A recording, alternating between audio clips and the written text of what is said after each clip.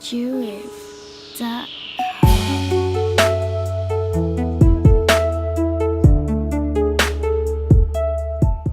Messieurs, merci pour votre fidélité sur la radio-télévision Ngoma Kivu émettant dans la ville de Bukavu. Nous sommes dans la partie est de la République démocratique du Congo. Vous qui nous suivez sur YouTube, sur notre chaîne, Eric Chokola, vous qui nous suivez de partout ailleurs à l'est de la République démocratique du Congo, tout comme en République démocratique du Congo, Kinshasa, Lubumbashi, Bukavu, si vous êtes avec nous. Bienvenue dans cette émission Écho des ONG qui donne place aux différentes organisations, ONG, organisations gouvernementales, entreprises étatiques, para-étatiques, ASBL et toute organisation, fondation pour s'exprimer d'elle-même. C'est occasion aujourd'hui de recevoir la clinique juridique pour la fondation Panzi que vous allez découvrir dans cette émission. C'est une organisation aussi qui œuvre dans différents domaines d'intervention que vous saurez à travers cette émission par le canal de celles qui représentent l'organisation dans cette émission. Mesdames, Messieurs, vous le savez très bien d'accoutumer, comme d'habitude, pour le dire ainsi. On a toujours commencé l'émission par les reportages qui ont marqué la semaine pour les reporters, également chez les partenaires de la radio-télévision Ngoma Kivu. La semaine s'écoule. Vous allez suivre tout d'abord les reportages qui ont marqué la semaine à la radio-télévision Ngoma Kivu. Et puis nous allons revenir sur ces plateaux de la radio-télévision Ngoma Kivu. Question d'entrer en vif des sujets. Également vous présenter l'organisation, vous présenter tout ce qui sera comme détail sur lesquels on pourra revenir dans cette émission Écho des ONG sur la radio-télévision Ngoma Kivu. A très bientôt pour le début et la suite fin de cette émission Écho des ONG. Dans son homélie, le père Philippe, qui a représenté l'archevêque de Bukavu, invite les personnes en bonne santé à avoir une attention spéciale aux personnes malades. Yvette Koudira-Kwinja, chargée de l'aide sociale à l'hôpital général de référence de Bukavu, demande au gouvernement de soutenir les institutions sanitaires pour assurer les soins de qualité à la population. Ainsi, grâce au service des commissions sociales de l'hôpital général de référence de Bukavu, le facture des 48 malades ont été honorés. Premièrement, c'est pour dire à la population que les malades sont là et ils sont en continu, qui ont besoin de nos soins de qualité à l'hôpital provincial de référence de Bukavu. Et pour avoir ce genre de qualité de soins, il faut l'apport de tout le monde, de toute la population et beaucoup plus de notre gouvernement. Le médecin directeur adjoint de l'hôpital général de référence de Bukavu, Ghislain Maïche Balemba, invite la population à adhérer dans le mutuel de santé pour ainsi aider d'autres malades incapables d'honorer leurs factures. L'autorité doit apprendre à intervenir pour payer. L'autorité peut négocier avec la direction parce que de toutes les façons, c'est un cercle vicieux. C'est eux-mêmes les autorités de la population qui viennent demander le compte de gestion de cet hôpital. Mais vraiment, je supplie les bonnes volontés d'intervenir pour payer parce que ceux qui restent ici augmentent le risque de tomber malade, d'attraper une autre maladie ou augmentent le risque de contaminer les autres si en fait leur maladie reprend. Le bénéficiaire à leur tour remercie l'hôpital général pour ses gestes. Je suis arrivée à l'hôpital général en étant enceinte après avoir circulé dans d'autres hôpitaux. Une fois arrivée à l'hôpital général, j'ai mis au monde des garçons. Mais j'avais manqué l'argent pour honorer les 3 factures que j'avais. Après avoir passé 3 mois à l'hôpital, aujourd'hui, les personnes de bonne volonté viennent d'honorer mes factures. J'ai dit grand merci à Dieu. Cette journée a été célébrée sous le thème « Tout le monde te cherche », une manière de prouver l'amour aux malades. C'est des aliments qu'on mange et c'est des aliments qui sont beaucoup plus importants parce qu'ils contiennent quand même un peu plus de protéines que les autres. En termes de recommandations, ce qu'il faut en tout cas en consommer, on en consomme déjà parce que dans chaque foyer ici à Bukavu, on mange au moins les haricots une fois par jour. Et donc c'est d'encourager que dans tout ce qu'on mange, qu'il y ait au moins ces apports une fois par jour. Et essentiellement aussi chez les jeunes enfants parce qu'on a beaucoup plus des cas de malnutrition qui sont liées parfois à des carences en protéines. Donc en mangeant les légumineuses, on apporte un peu plus de protéines. C'est une bonne source de protéines. Et à part ça, dans l'importance aussi, c'est des plantes qui sont parfois facilement cultivables et qui apportent aussi des intérêts écologiques en termes de consommation d'azote parce qu'ils savent nous les restituer une fois qu'on les a plantées. Et c'est pour ça qu'il s'est recommandé d'en consommer en tout cas tous les jours, donc sans qu'il y ait de soucis. En tout cas pour l'organisme. Dans cette adresse à la presse, le directeur provincial de la SNEL, Jovit Moule Mangabo, a indiqué que les travaux sont en cours pour remettre en marche la machine qui est tombée en panne et c'est dans un bref délai. Celui-ci a indiqué que la SNEL a usé de tous ses moyens pour répondre tant soit peu aux besoins de la population. Il y a une partie de la ville qui était privée de l'électricité. Juste après, nous avons quand même mis un autre transformateur de réserve qui était toujours à la sous-station Ruzizi Premier. Ce transformateur, il est moins puissant par rapport à celui qui est tombé en panne. Mais il nous a aidé à reprendre une partie des charges du transformateur qui est tombé en panne. Et puis, il y a aussi deux autres transformateurs qui ont repris d'autres charges. Un transformateur de même puissance qui se trouve toujours à la sous-station Ruzizi Premier, qui a pris une partie des abonnés qui se trouvent dans le centre-ville. Et l'autre charge a été balancée sur les transformateurs d'IMVA de la sous-station Bralima. Là, nous avons repris toute la colline qui alimente l'ISDER, l'ISTEM, l'ITFM, le lycée Ouima et une partie communément appelée coopérative. Oui. Dans son message, il a appelé les habitants à accueillir à bras ouverts le système Cash Power car avantageux pour plusieurs. Le système de comptage après paiement demande à ce que les clients lui-même commencent à contrôler sa gestion. Raison pour laquelle nous conseillons prodiguer quelques conseils. Et parmi ces conseils, pour économiser donc l'argent, il faut utiliser les ampoules non utiles. Qu'est-ce que j'ai dit? Pour économiser votre argent, il faut éteindre toutes les ampoules non utiles pendant la journée et la nuit dans les pièces non occupées. Ils doivent aussi éviter l'utilisation des ampoules à incandescence parce que ces ampoules-là consomment beaucoup par rapport aux ampoules économiques qui sont sur le marché pour le moment. Pour rappel, c'est depuis plus de 2 semaines que la SNEL a connu une panne qui impacte négativement dans la distribution du courant électrique dans la ville de Bukavu. Ce prix a été décerné à Justin Mwamba pour le travail qu'il réalise dans la province du Sud Kivu. En quoi Raphaël Bidouboula, coordonnateur de l'organisation Vision des jeunes unis pour le développement au Sud Kivu, l'objectif était de l'encourager et le récompenser pour son travail en faveur de la communauté. Sentiment de satisfaction de la part de bénéficiaires Justin Mwambantwali qui estime que ce baptême est une charge qui promet un travail de qualité. Recevoir un prix, c'est un sentiment de satisfaction. Je suis reconnaissant. Ils ont reconnu le travail que nous effectuons. Cependant, c'est une interpellation. C'est pour nous dire qu'il faut bien travailler. Il faut recadrer les tirs de l'année 2020 et travailler mieux par rapport à ce qu'on a fait. Et être capable de défendre les prix qu'ils m'ont donnés. Signalons que l'organisation Vision des jeunes pour le développement œuvre à primer une vingtaine d'autres actifs dans différents domaines en province du Sud Kivu. C'est le vice-gouverneur Marc Malago Kachekere qui a ouvert et clôturé ces assises qui visaient à faire comprendre la population du Sud Kivu de l'évolution du projet intégré de croissance agricole dans le Grand Lac, PICAGL, après que celle-ci a tiré une sonnette d'alarme quant à l'exécution du projet. Il a appelé les divers intervenants dans le projet à conjuguer tous ensemble les efforts pour arriver à l'aboutissement des objectifs assignés. Le projet a pour objectif d'accroître la productivité agricole et la commercialisation dans les zones ciblées en RDC, d'améliorer l'intégration régionale dans le secteur et de fournir une réponse immédiate et efficace en cas de crise ou d'urgence déclarée. Le coordonnateur du PICAGL, Damas Boulouboulou, a dans son adresse fait savoir que certaines difficultés ont ralenti l'impact du projet. Il a principalement cité le retard de 2 ans par rapport à la mise en œuvre du projet censé débuter en 2016 pour se clôturer fin 2021. Il a salué l'apport du gouverneur Théo Ngwabidje Kassi qui, lors de son séjour à Kinshasa, avait rencontré divers responsables de la Banque mondiale et le ministre de l'Agriculture pour décompter certaines contraintes, dont la lourdeur administrative. Un plaidoyer qui a apporté ses fruits, a reconnu le coordonnateur du PICAGL.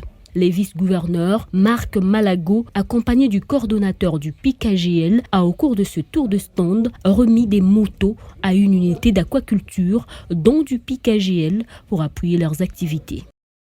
Cet enseignement sera adapté aux modalités électroniques et académiques caractérisées par une interaction entre étudiants et professeurs, malgré son caractéristique d'être en ligne. Selon le professeur Wenceslas Boussané, vice-recteur aux affaires académiques, la procédure consiste par le fait que les enseignants donnent les notes, après étude par étudiant, suivront les explications, les travaux pratiques et autres exercices seront donnés aux étudiants pour l'efficacité des études. Il a toutefois indiqué que c'est la meilleure façon de ne pas rater l'année académique en cours, malgré toutes les difficultés rencontrées. À partir du 15 février 2021, nous démarrons les enseignements en ligne avec les promotions montantes les premières années, devant encore attendre le temps que nous ayons suffisamment eu le temps de les accompagner, de les initier à cette nouvelle façon de faire. Maintenant, en fait, que nous n'avons pas de perspective claire du moment de la reprise, nous nous sommes dit qu'il est bon de gagner ce temps ici. Des cours vont être dispensés, des travaux vont être réalisés, des évaluations vont être également réalisées, une manière de nous occuper utilement. Comme on l'a fait l'année passée, on a trouvé que ça avait eu du succès. Et donc, un cours qui aurait eu des problèmes en ligne pourra être encore récupéré dans une certaine proportion afin que l'on puisse favoriser l'assimilation. Notez que ces enseignements démarrent le 15 février 2021 et concernent les promotions montantes en premier lieu. Nous sommes de retour sur ces beaux plateaux de la radio-télévision Goma qui vous la grande et meilleure chaîne, comme je l'ai toujours appelé, mesdames, messieurs, la RTNK. Nous recevons sur ces plateaux aujourd'hui l'organisation, la clinique juridique, la fondation Panzi. Vous allez découvrir certainement l'organisation. Nous sommes avec quelqu'un qui a représenté l'organisation dans cette émission Écho des ONG sur la radio-télévision Goma Kivu. Elle va devoir se présenter. Madame, bonjour. Et bienvenue dans cette émission Écho des ONG sur la RTNK. Merci beaucoup. C'est un plaisir de participer à ces échanges d'aujourd'hui. Oui. Vous pouvez vous présenter aux téléspectateurs de la RTNK. Je suis maître Aline Bahati, coordinatrice de la clinique juridique de la Fondation Panzi. Maître Aline Bahati, elle est coordinatrice de la clinique juridique de la Fondation Panzi. Vous pouvez nous parler un peu d'une brève historique de la clinique juridique de la Fondation Panzi, parce qu'il y a d'aucuns qui ne savent pas qu'est-ce que cette clinique, en quoi est-ce qu'elle est vraiment importante pour le quotidien de la population du site Kivu. Quel est son historique, les objectifs, missions de cette clinique. C'est le moment de bien savoir toutes les réponses. Justement, par rapport à toutes les questions qu'on peut se poser quant à ces, vous avez à nous dire par rapport à l'historique de la clinique juridique de la Fondation Panzi. Je ne peux pas commencer par parler de la clinique juridique de la Fondation Panzi avant de parler de la Fondation Panzi elle-même, qui est une organisation congolaise créée à l'initiative du prix Nobel de la paix 2018, le professeur Denis Mukwege, qui est très engagé dans la lutte contre les violences sexuelles et basée sur le genre. La Fondation Panzi fonctionne sur 4 piliers importants, notamment le pilier médical, le pilier psychosocial, le pilier réinsertion économique et les piliers juridiques. La clinique juridique intervient alors dans le cadre de ces derniers piliers que je venais de citer, à savoir le pilier juridique, qui est donc un de services organisés par la Fondation Panzi. Je ne sais pas si vous avez entendu parler du modèle Panzi, qui est justement centré sur ces 4 piliers, dans la prise en charge holistique des personnes victimes de violences sexuelles et basées sur le genre. On a constaté que les victimes ont besoin d'une prise en charge qui prend en compte différents aspects de leur quotidien, sans compter seulement les aspects médicaux, c'est-à-dire les victimes qui viennent à la Fondation Panzi elles y reçoivent un accompagnement médical à travers les soins médicaux qui leur sont prodigués à travers l'hôpital général de Panzi. Elles y reçoivent également un accompagnement psychologique parce qu'on a constaté que les victimes de violences sexuelles connaissent de sérieuses difficultés psychologiques au regard de conséquences du point de vue de traumatisme causés par les violences sexuelles et basées sur le genre. Non seulement on peut les soigner, leur donner des médicaments ou alors pratiquer des interventions chirurgicales, mais cela ne suffit pas. Dans leur âme, dans leur tête, dans leur cœur, il y a des blessures, il y a des ruptures et le pilier psychosocial intervient alors pour essayer de recoller les morceaux et s'assurer de ce que ces victimes puissent intégrer la communauté. Oui. Donc, on a aussi constaté que ces personnes, là je parlais des victimes de violences sexuelles et basées sur le genre, elles connaissent une certaine vulnérabilité due à leur situation. Il y a ces stigmates de la société et cette vulnérabilité due au manque de moyens de leur côté. Et la Fondation Panzi essaye, tant soit peu, de rehausser leur pouvoir économique. On leur apprend les métiers, on leur apprend à s'organiser en mutuelle de solidarité, on leur apprend différentes occupations qui pourraient générer de bénéfices pour les rendre plus ou moins autonomes. Et on sait que tout cela concourt à leur intégration au sein de la société. Avec ça, elles ne sont plus que des fardeaux pour leur famille, elles peuvent aussi contribuer aux différentes charges du ménage. Vient ensuite le pilier juridique. Et c'est là où vous intervenez. Justement, au-delà des aspects médicaux, psychologiques, économiques, il y a les aspects juridiques qui sont aussi très très importants dans la prise en charge de victimes de violences sexuelles et basées sur le genre. On a beau soigner les victimes, mais on a traité la psychologie, tout ça, les sociales. Il est très important que les personnes qui se rendent coupables de ces actes de violence sexuelle et basés sur le genre soient également sanctionnées. Il est très important que les victimes puissent avoir justice par rapport aux préjudices qu'elles subissent du fait de violences sexuelles et basées sur le genre. Et c'est là que la clinique juridique intervient parce que nous sommes dans un pays qui n'organise pas l'aide légale. L'accès à un avocat, l'accès à une juridiction dans notre système actuel est considéré comme un luxe et dans la vulnérabilité qui est celle de victimes de violences sexuelles, la clinique juridique vient à leur secours en prenant en charge les avocats et défenseurs judiciaires qui les assistent si jamais leurs dossiers vont en justice, en payant les différents frais de justice inhérents aux procédures judiciaires, parce que parfois c'est vraiment très coûteux et ça va au-delà de la capacité de victimes de violences sexuelles et basées sur le genre. Et non seulement ces aspects judiciaires, donc lorsqu'on met à leur disposition un avocat et qu'on les accompagne en justice, pour des cas de violence basée sur le genre, lorsqu'il est possible, c'est-à-dire que cela n'est pas interdit par la loi, la clinique juridique intervient, et cela est même déjà contenu dans la politique nationale de réforme de la justice, en tant que l'un des mécanismes alternatifs de résolution de conflits. C'est-à-dire qu'à ce niveau-là, la clinique juridique va aider les personnes qui sont en conflit à résoudre leurs conflits. Et la clinique juridique aide maintenant dans la conciliation, la médiation de cas et de cette manière on parvient à sauvegarder la paix sociale sans qu'il ne soit nécessaire d'aller en justice. Et là j'insiste, c'est seulement pour des aspects où il est possible de mener ces médiations, de procéder à ces conciliations, parce que pour d'autres cas, il n'y a pas 36 chemins, on y va, c'est seulement la justice. Comme c'est les cas pour la spécificité de ces cas, pouvez nous les signifier?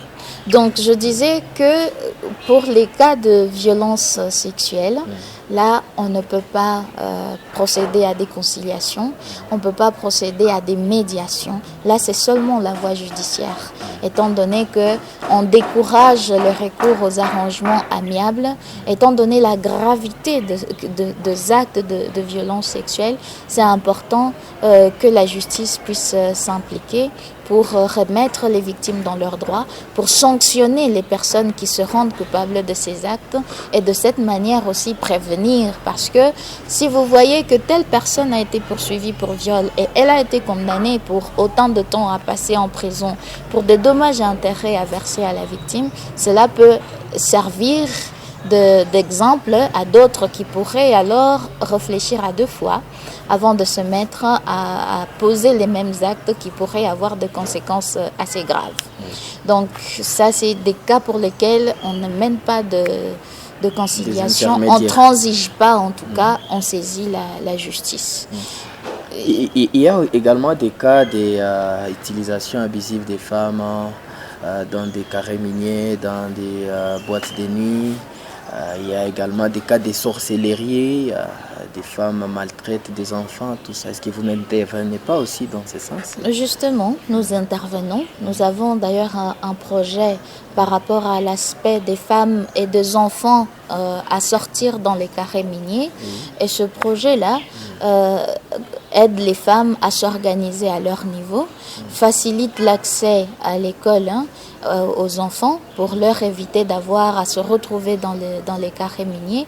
On paye leurs frais, on organise en tout cas leur scolarisation et leurs parents reçoivent cet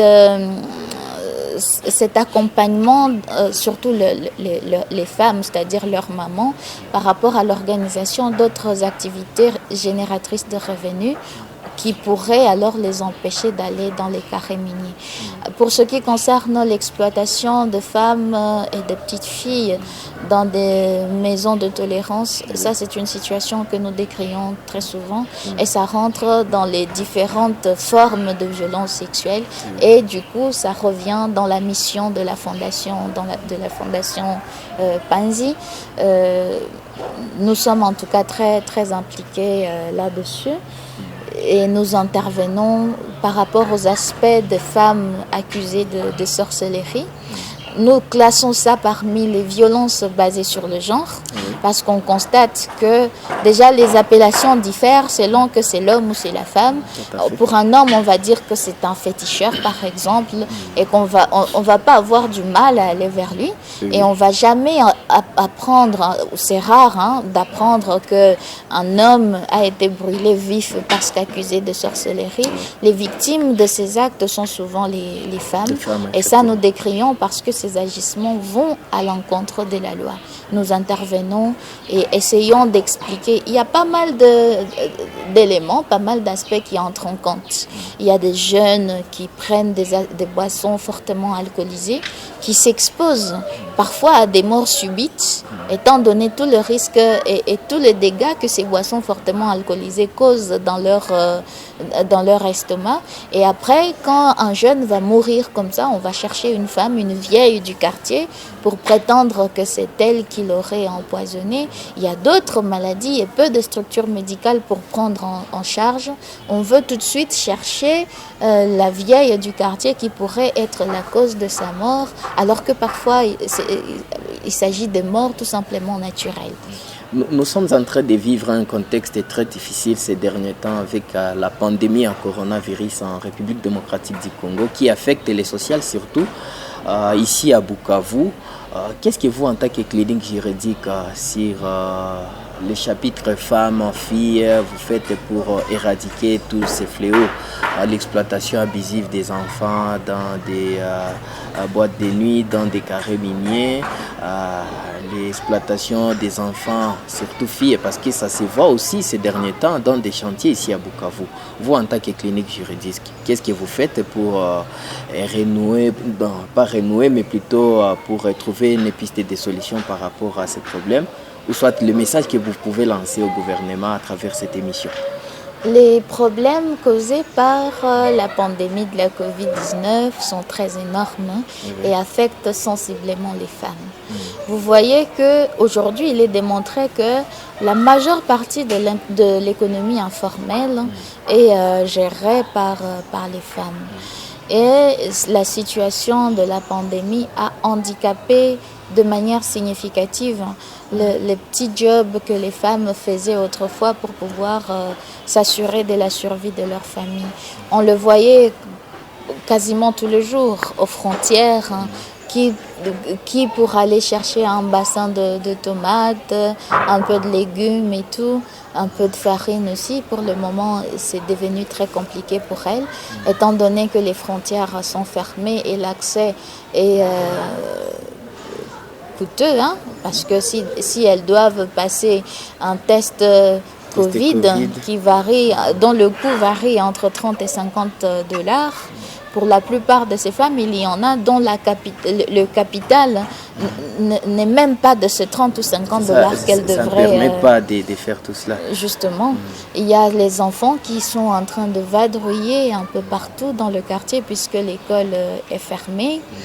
Et nous avons, c'était au courant de l'année passée, essayé de réfléchir avec les autorités judiciaires sur l'impact de la Covid dans la prise en charge de victimes de violences sexuelles et basées sur le genre. Vous vous rappellerez que déjà l'année passée, à un moment donné, même les juridictions ne fonctionnaient plus normalement et ça a retardé considérablement le délai des procédures pour certains dossiers. On a dit qu'il fallait désengorger les prisons et tout ça n'est pas sans impact par rapport à la situation de bénéficiaires de nos différents services. On a dû même, nous, à un moment donné, fermer les bureaux. Le problème, le grand, c'est que les malfaiteurs, les violeurs, les personnes qui commettent les violences sexuelles et basées sur le genre ne s'arrêtent pas avec la Covid. Mais nous, on se retrouve bloqués par rapport à l'aide que nous pouvons leur apporter durant cette période. L'appel que je lancerai aux autorités par rapport à ça, c'est de s'assurer de ce que les différentes décisions prises sur la question puissent répondre ou puissent être adaptées au contexte d'abord qui est le nôtre et que les autorités à leur niveau puissent voir dans quelle mesure aider les femmes qui seraient dans le besoin compte tenu de la situation. En Europe et dans d'autres pays, on a entendu dire par exemple que le confinement était un motif de multiplication de cas de violences basées sur le genre, surtout des violences conjugales. Ici, on regarde ailleurs. On a l'impression qu'on est focalisé sur certains aspects et pas sur d'autres. Et même pour ceux pour lesquels on serait focalisé, les mesures prises ont tout de même montré leurs limites. Si on dit qu'on va confiner, on va isoler, je ne sais pas si c'était l'isolement où on a confiné la ville de Bukavu pendant 3 jours. Dans une ville comme celle-ci, où vous pouvez même faire l'expérience, poser la question, et là c'est en ville, aux gens qui ont ne serait-ce que le numéro d'une ambulance, pour dire qu'une femme pourrait avoir le besoin d'aller à la maternité et appeler une ambulance pour qu'elle vienne le chercher, vous ne trouverez pas beaucoup qui puissent avoir ces numéros-là de l'ambulance. On peut dire, les pharmacies vont rester ouvertes, mais comment vous faites pour y aller ? Donc, c'est autant de problèmes qu'il y a. On décrit beaucoup plus la situation actuelle où presque tout fonctionne sauf les écoles. On nous a raconté des histoires comme quoi les enfants seraient des vecteurs de la maladie. Parce que même dans le milieu éducatif. Justement. Mais qu'est-ce qu'on fait pour encadrer ces enfants ? Il n'y a rien, c'est des enfants qui circulent partout dans le quartier lorsque les parents n'ont pas les moyens de les maintenir, j'allais dire détenir, ce serait même ça. Et d'ailleurs, il y a certaines personnes, je me rappelle à la RTNK, on a réalisé un reportage la fois passée par rapport à cette question. Il y a des grossesses précoces, c'est comme ça qu'on les appelle chez les filles mineures, qui s'accentuent aussi ces derniers temps suite à cette question, toujours Covid-19, parce que les petites filles, laisse vagabonder, elle vagabonde d'ici et là, il n'y a pas vraiment un contrôle bon de la part des parents qui ne savent pas s'il faut aller chercher quoi manger ou soit rester à la maison en train de contrôler, de surveiller les enfants. Tout exact, ça, oui. Ce sont des questions qui font débat dans le domaine ces derniers temps ici à Bukavu. Mais par rapport à une question aussi ces derniers temps, au sein de la clinique juridique, comment est-ce que vous êtes en train de trouver quand des justices populaires font aussi... donc il y a recrudescence des justices populaires en province du Sud Kivu. Vous faisiez face à une situation où on a assassiné une maman, on l'a brûlée vive parce qu'on pensait qu'elle était sorcière. Vous en tant que clinique juridique, comment est-ce que vous intervenez pour peut-être sensibiliser la population de ne plus passer à ces actes ou soit appeler peut-être à l'autorité provinciale à prendre d'autres mécanismes qui peuvent faire assez que ces justices populaires ne puissent plus se répéter en province du Sud Kivu ou soit dans la ville de Bukavu? L'une des activités de la clinique juridique, c'est justement les sensibilisations. Et à travers les sensibilisations, on peut parvenir à prévenir les violences sexuelles. Donc, notre travail en amont, c'est par rapport à la sensibilisation dans le cadre de la prévention de violences sexuelles et basées sur le genre. Et en aval, c'est la réponse maintenant, c'est à ce niveau-là qu'on va accorder une assistance judiciaire. Et nous sensibilisons la population et essayons de leur expliquer que déjà du point de vue du droit, lorsque vous cherchez dans notre arsenal juridique existant, vous ne trouverez pas une infraction dénommée sorcellerie. Nous sommes régis par un principe sacro-saint en matière pénale. C'est le principe de la légalité des délits et des peines. C'est-à-dire qu'une infraction, un comportement, pour qu'il soit considéré comme infractionnel, il faut qu'il y ait une loi qui le qualifie en tant que tel.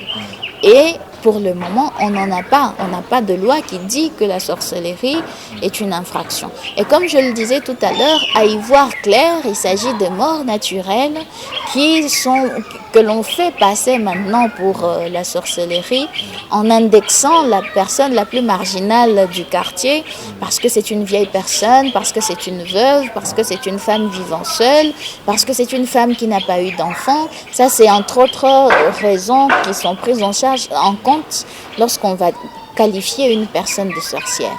Le mal, c'est que les personnes qui se rendent coupables de tout ça ne sont pas sanctionnées, ne sont pas punies. Les gens qui posent ces actes de justice populaire, avec toutes les caméras qui circulent, tout le monde a un Android aujourd'hui. C'est des gens qui se prennent en photo, qui se filment en train de brûler la personne. Vous voyez clairement la personne qui vient poser le pneu sur le cou de la femme ou qui apporte la grosse pierre qui lui sera assénée. Mais on ne va pas voir, ne serait-ce qu'un début d'enquête au niveau du parquet ou de la police pour rechercher les personnes.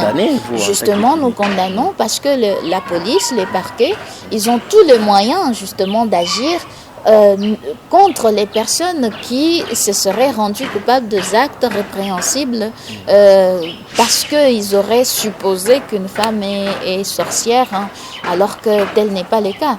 Des femmes ont perdu leurs biens, beaucoup ont vu leur maison saccagée, brûlée. Et les images ont circulé sur les réseaux sociaux. C'est-à-dire que ça faciliterait déjà la tâche au parquet et à la police, s'il veut bien sûr rechercher les personnes qui s'en rendent coupables. Et comme je le disais, la sanction n'a pas que pour vocation de punir la personne qui commet un acte infractionnel. C'est de prévenir également. Parce que si on voit que il y a eu très récemment ici vers Panzi, des cas de justice populaire contre les femmes encore malheureusement, si on voit par exemple que suite à cela, il y a une action judiciaire qui est ouverte, que l'on voit que les personnes qui ont agi, qui ont asséné des coups à ces femmes ont été sanctionnées conformément à la loi, je ne dis pas que ça va finir tout de suite, mais les autres personnes, avant d'agir de la même sorte, pourraient réfléchir à deux fois. Donc, à la fois, le fait de les poursuivre judiciairement préviendrait d'autres actes similaires, en plus de sanctionner la personne qui serait reconnue coupable. Et une fois qu'il aura été sanctionné, on peut espérer qu'à la sortie, après avoir purgé sa peine, la personne ne va pas récidiver. Merci beaucoup, maître. Merci pour ces éclaircissements. Sinon, nous sommes en train de parler de la clinique juridique de la Fondation Panzi. Mais pouvons-nous savoir l'objectif de cette organisation ?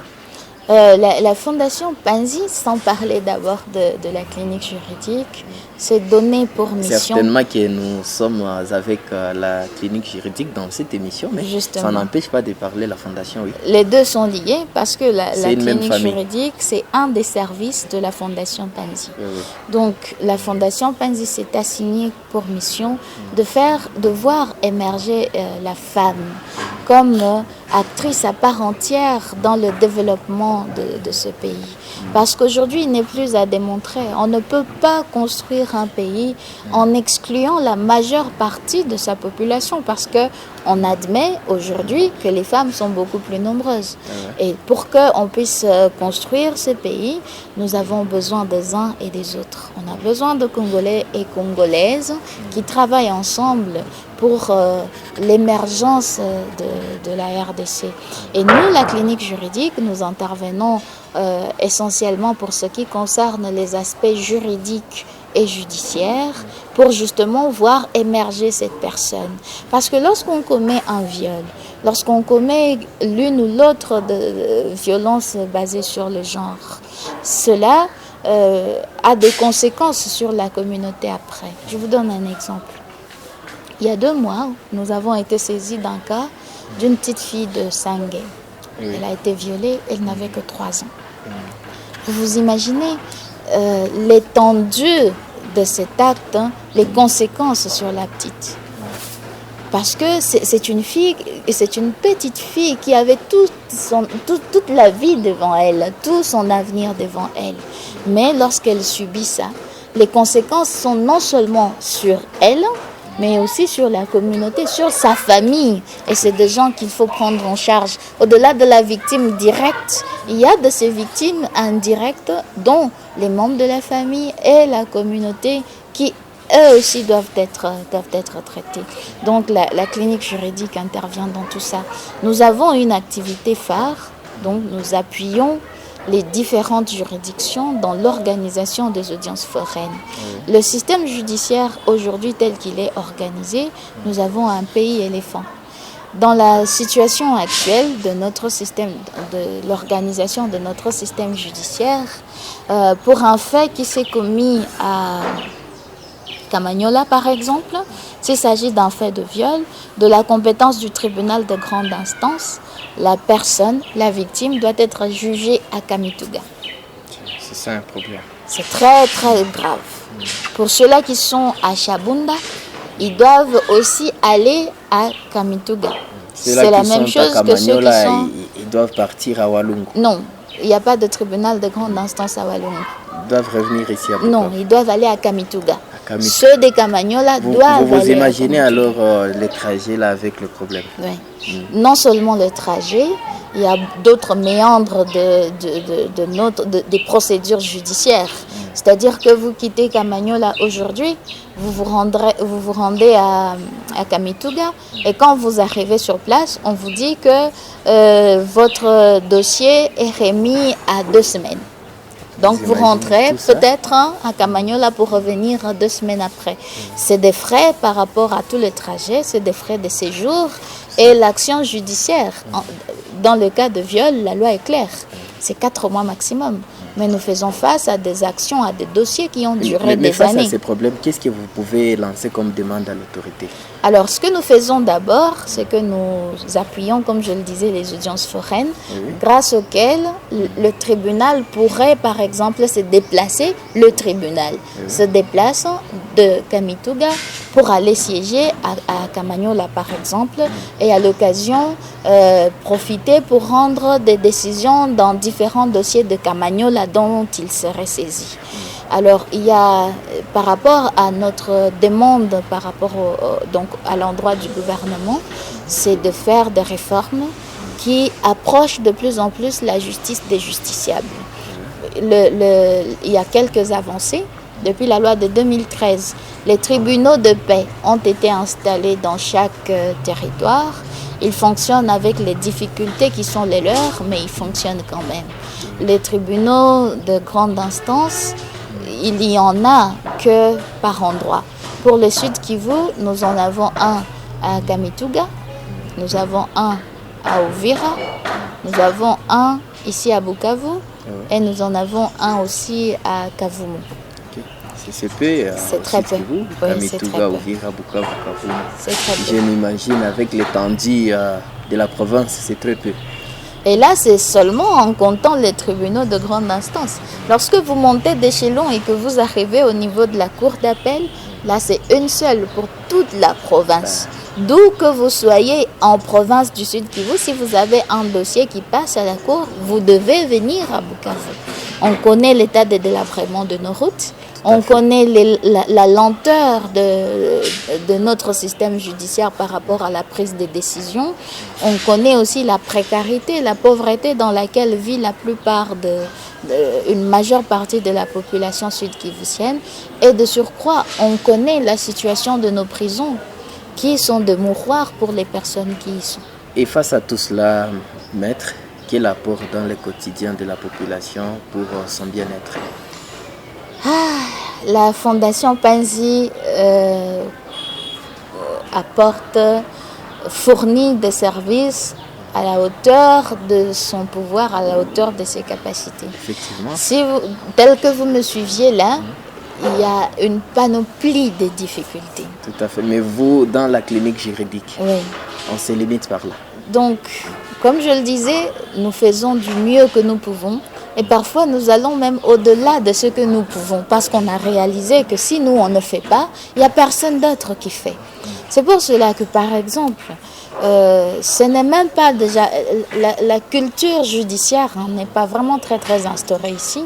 C'est-à-dire qu'avoir un avocat, c'est un luxe. Parce qu'on n'a pas déjà les moyens pour en prendre un, pour payer les honoraires. Et le profil de bénéficiaires de nos services, souvent ce sont des personnes qui n'ont pas grand-chose. C'est la Fondation Panzi qui met à leur disposition alors des avocats, parce que tous les services que nous offrons, nous les offrons gratuitement à tous nos bénéficiaires. Donc, nos avocats sont payés par la Fondation Panzi, et s'il y a un bénéficiaire de nos services qui doit ou qui a besoin d'un avocat, il ne lui reviendra pas à lui de payer cet avocat, c'est la Fondation Panzi qui paye. Nous espérons que prochainement on pourra être sur ce plateau, non seulement avec la clinique juridique, mais aussi toute la Fondation. Ça sera possible, j'espère.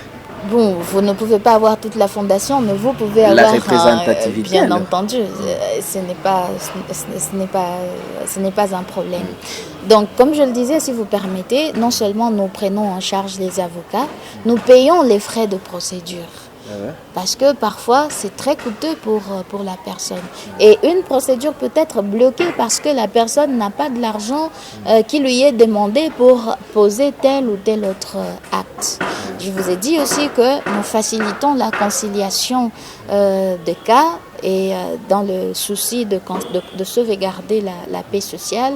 Et tout ça, donc tous les services que nous rendons, nous les faisons en tout cas gratuitement pour tous nos bénéficiaires. Merci beaucoup, Maître, pour ces détails que nous venons d'avoir à travers l'émission Écho des ONG.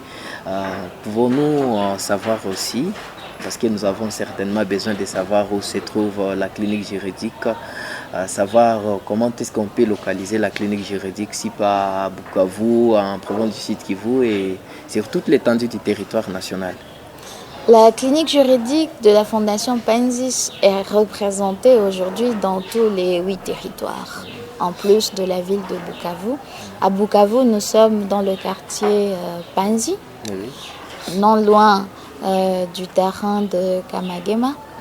Nous nous retrouvons à Kabare, dans l'axe Katana, Kalehe, Bihava, Kavumu, Miti. Ça, c'est par rapport à Kabare. À Walungu, nous avons une clinique juridique à Kaziba. Nous en avons une à Mulamba. À Fizi, nous avons une clinique juridique à Baraka. Nous avons une clinique juridique à Uvira. Nous en avons une à Luvungi. Et nous avons une clinique juridique à Minova, dans le village appelé Boulenga. À Minova, d'ailleurs, nous en avons 2. Nous avons une clinique juridique à Chabunda, à Kamituga, à Mwenga Centre. Donc, dans tous les territoires, il y a un bureau de la clinique juridique. Et parfois même 2 ou 3 dans certains territoires. Merci beaucoup, maître. Il y a ceux-là qui peuvent vouloir vous contacter, vous présenter certains problèmes auxquels ils aimeraient peut-être avoir des solutions. Quelles sont vos coordonnées, soit contact téléphonique, votre adresse mail?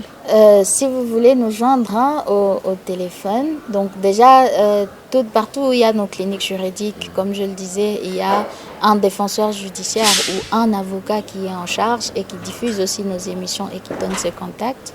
Et pour ce qui me concerne, c'est les 085 13 88 204. Et par mail, c'est aline.chibambo@fondationpanzi-rdc.org. Merci beaucoup, mesdames, messieurs. Nous sommes en train de tendre vers la fin de cette émission Écho des ONG sur la radio-télévision Goma à Kivu. Mais avant d'arriver à la fin de cette émission, un message à la population du site Kivu qui nous suit en ce moment, surtout à toutes ces femmes qui sont en train de suivre présentement la radio-télévision Goma à Kivu ou encore l'émission Écho des ONG. Le message que je voudrais lancer à la population sud-kivusienne, c'est surtout à l'endroit des victimes de violences sexuelles et basées sur le genre, de continuer à briser le silence, de continuer à dénoncer et de ne pas hésiter d'approcher la clinique juridique la plus proche pour pouvoir bénéficier de nos actions. Et tel que je le disais, tous nos services sont gratuits. Merci mesdames, messieurs, nous sommes à la fin de cette émission Écho des ONG sur la radio-télévision Goma à Kivu. L'émission qui a reçu aujourd'hui la clinique juridique de la Fondation Panzi. Elle était représentée par Maître Aline Bahati. Nous étions avec Maître Aline Bahati. Elle est coordonnatrice de la clinique juridique de la Fondation Panzi. Mesdames, messieurs, tout est bien, qui finit bien également. Vous les sentez. Nous sommes à la fin de cette émission Écho des ONG sur la radio-télévision Goma à Kivu, présentée par Eric Chokola. J'étais accompagné par mon caméraman charmant Chifuliru et converteur Théos Iragi. Mesdames, messieurs, prenez bien soin de vous, perfectionnez-vous tous les jours dans l'assurance qualité pour un lendemain meilleur. Au revoir et surtout, tout de bon chez vous. Merci. Merci.